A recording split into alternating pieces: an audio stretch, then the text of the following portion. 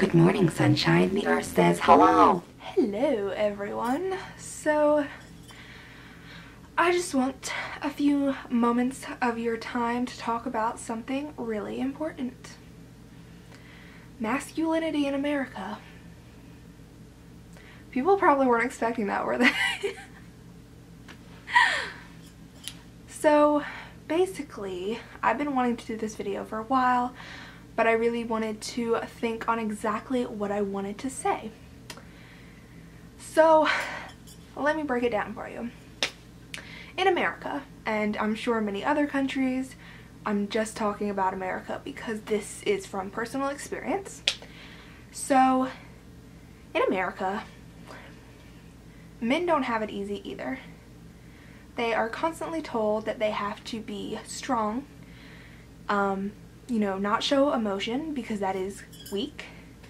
They have to take care of everyone. They have to be the breadwinner, and they also have to be kind of like a player to get any respect. That's just scratching the surface. There's a lot more issues, but we'll get to that in a later video. Society really screws up the young male mind. As soon as a man is born, he is placed above women. And not only is he placed above, but he is expected to meet those expectations that are placed on him simply because he was born a male. Automatically, they think he needs to play blank, insert sport here. He needs to do this. He needs to get this job. He needs to get a wife. He needs to have 1.5 children and the picket fence. And all of it needs to come from his awesome job. After he went to college on a full ride scholarship for football or soccer or what have you.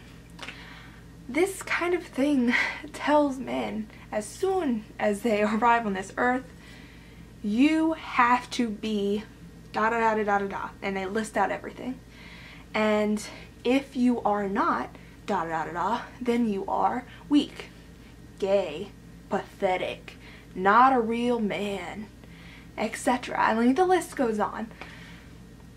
And if you think about it, not only is that completely destructive, but it's also really messed up. Everyone is different, and some people are athletic and some people are not. And that regards every gender, every race, etc. It doesn't matter who you are. You can be athletic or you cannot be athletic. Or you can be athletic and hate athletic stuff, or you can not be athletic and love athletic stuff, so you do it anyway.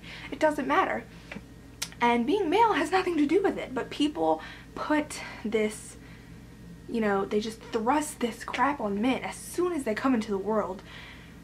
And they have this box that the man has to fit in. And if he doesn't fit in, then every other word is, he's not a real man. He's not a real man. And I know that's not a word, but he's not a real man. He's not a real man. This is not what men do. This is not what men do. A man wouldn't say that. A man wouldn't do that. Obviously they would, because a man just did or said or whatever that you just said doesn't happen. Masculinity in America has been so overrated and so commercialized over the last 20-something years, probably way longer than that, that men think they can't cry. They think they can't show interest in things that are supposedly feminine. They think they can't be a stay-at-home dad. They think they can't, be a model. They think they can't do this, and this. Obviously, there are men who still do these things, but every step of the way, they get criticized. I mean, how many times do you hear people say, oh, he's in theater? He's gay. Oh, he's a stay-at-home dad? So I guess he couldn't, fend for his family. He couldn't make the money for him, so his wife had to go do it. It really baffles me how these things have anything to do with one another. Personally, I think it's amazing when men stay at home and, take that role. Why? Because it takes strength, and it takes perseverance, and it takes a deep reverence for things that are usually, you know, oh, whatever, that's a woman's job. For a man to do these things when society tells him not to is scary.